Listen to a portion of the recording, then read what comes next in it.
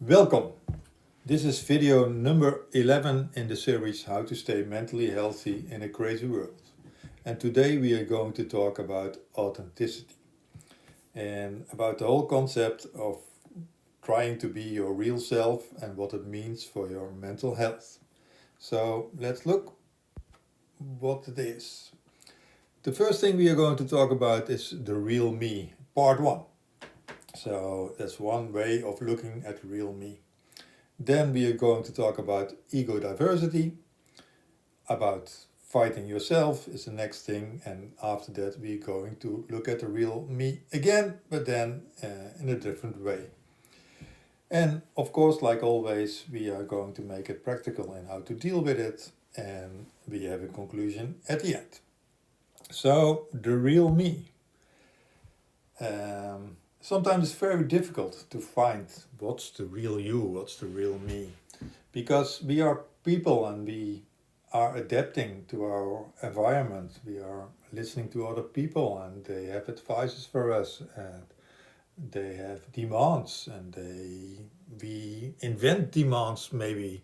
So we are doing what we think that other people would like.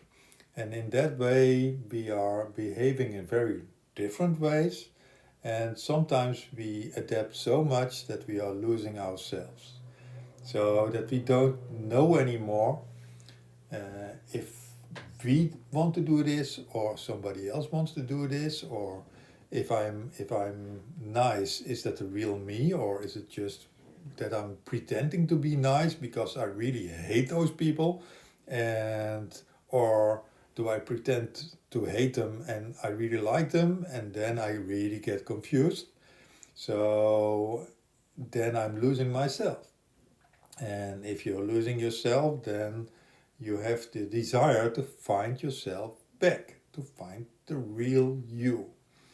And if you're in that situation, it's very difficult to get connection because everything seems fake.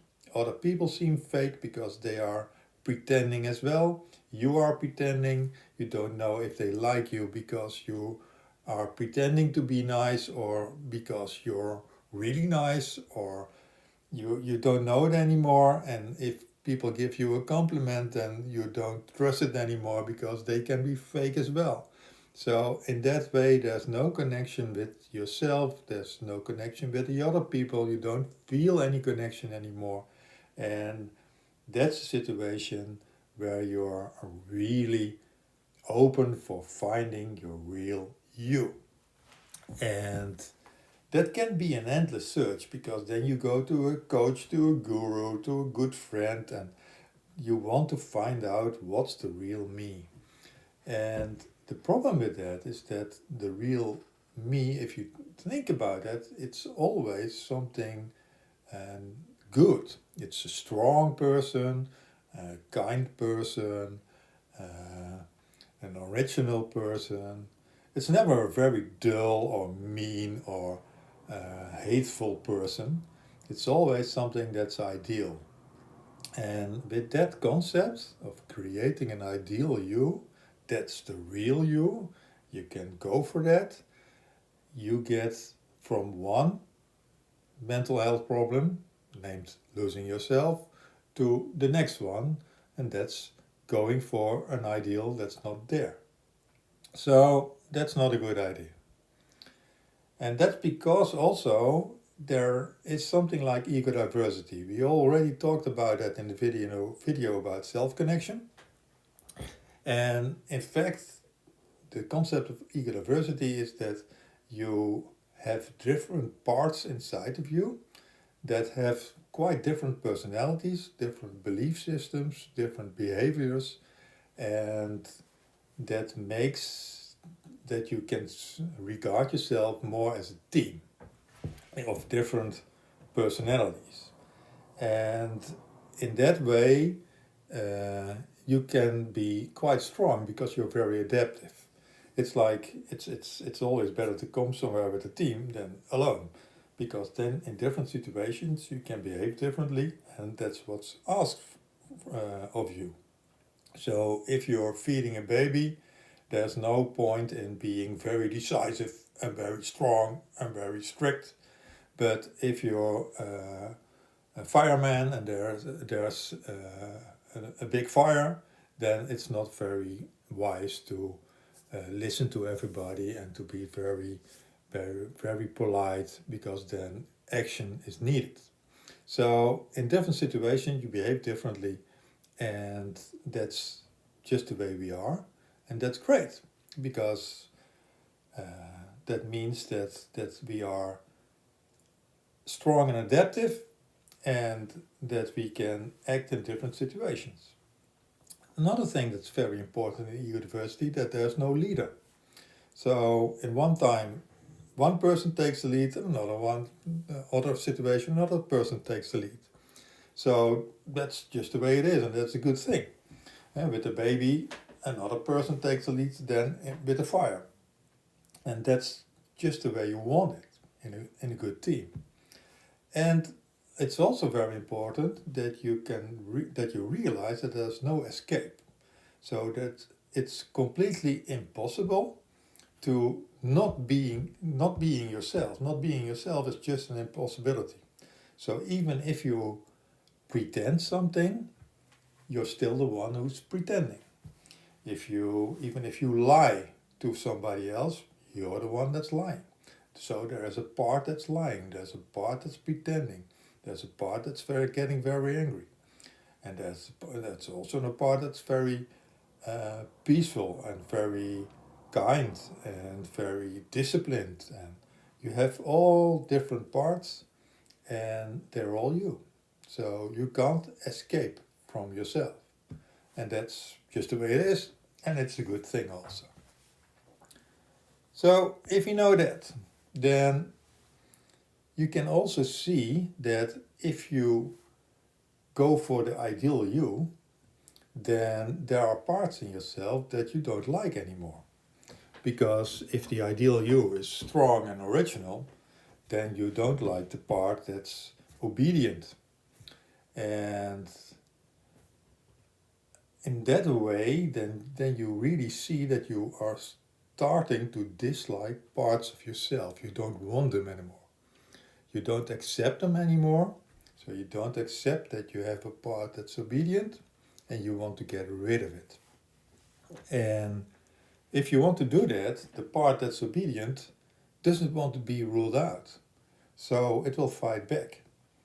And maybe it will keep calm for a while, and you can suppress it for a while, but it will get unpredictable and it will fight back. And then you get a civil war. You get internal conflicts. Sometimes you're very obedient, and then after a while you're going to fight, and you'll be very strong again, and then you're really get in a conflict with yourself.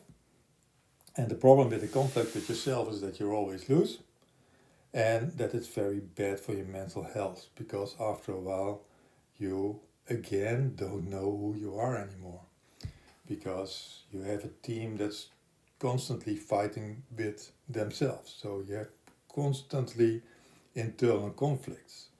And that's also because you are going for an ideal you that's just not there. And if you do that, then you reject parts of yourself, and the parts that are rejected will fight back. So that's not a good idea. That's not the way. Don't do that. There are other things that are a lot more sensible. So we need another way of looking at the real me. And the other way is, like always, in the deeper layers. So it's not in your mind. Your mind has all the different personalities, the different ways of thinking, the different ways of behavior. The real you is in a deeper layer. And you can get there by looking at yourself from the inside. It's a bit strange. You can also have the trick of going somewhere on the ceiling and look at you from above, but the best way, in fact, is to go inside of yourself and look to the surface of all your behaviors. And if you reach the point that you don't judge those behaviors anymore, then you have the witness position, and then you have the connection with yourself, and you can see, oh, sometimes I'm mean, sometimes I'm obedient, sometimes I'm very strong, sometimes I'm very nice, and you can see all those behaviors, and they're all part of you, but you don't judge them anymore. And that's crucial. If you don't judge them anymore, you can accept them, and you can accept every part of you, and you can play with it. And then you have reached the connection with the real you. You feel the connection with the real you. Of course, it's always there, but then you experience it. The problem with that is that there are no words. So in that layer, there are no words anymore, because it's not the mind. So the real you will never tell you what to do. It accepts everything of you, but will never tell what to do. Because there are no words, there's no behavior, it's just there. But it's still very real. It's a lot more real, in fact, than the surface of the mind. A lot more real, it's just as real. Let's say it like that. And that reality, if you feel the connection with that reality, then you can do something with it. And then we make it practical. Because how are we going to deal with that whole concept? The first thing and the most important thing is don't buy it. Don't buy the idea of authenticity. There is no ideal you that you have to go for. It's just not there. And if you go for that, then you will reject parts of yourself, and that's really very bad for your mental health. So whatever people tell you that you have to be authentic, don't do it. Just don't buy it. Practically try to get to the witness position, and if you're in that witness position, accept every part that's inside of you. If you can't do that, then you're still not in the witness position. So you have to withdraw from your mind a little bit further. And if you're in the position that you can really completely accept everything that's inside of you, then you're there. Then you experience your real self. And then you can embrace every part of you. And you can stop trying to be something you're not. You can just be. And then you also feel that the different parts of you can play around a bit. Sometimes you try this, sometimes you try that. It's not good or bad. It's just something works sometimes, and sometimes it doesn't work. So it's getting a lot more playful. And it's not that you want to reach something. It's just being there and play around and see what's happening. And if you feel that connection in everything you do, you will realize that your mental health will stay in a very good position. Because in that way you don't try to get to somewhere away from where you are now. And it feels a lot better. And it's doesn't give any concrete answers, but it's changing your life completely. So what's the conclusion? Authenticity, at least as it's presented, the way it's presented by a lot of people, a lot of gurus, a lot of coaches, is in fact a myth. And that myth keeps you small, because you will never be your ideal you. And it's a good idea that you will never be your ideal you, because your ideal you is a lot less than who you really are. So if you can embrace all of you, then you can explore your full potential. And to do that, you need self-connection. And if you have that self-connection, then you realize that you don't have to go somewhere anymore. You can play around and act from an inner peace because you accept yourself and you know that everything you do is in fact all right. And sometimes you're doing stupid things and sometimes you're doing brilliant things, and that's okay because you're exploring all the parts that are inside of you. And that's about it. Thank you very much, and I hope to see you next time.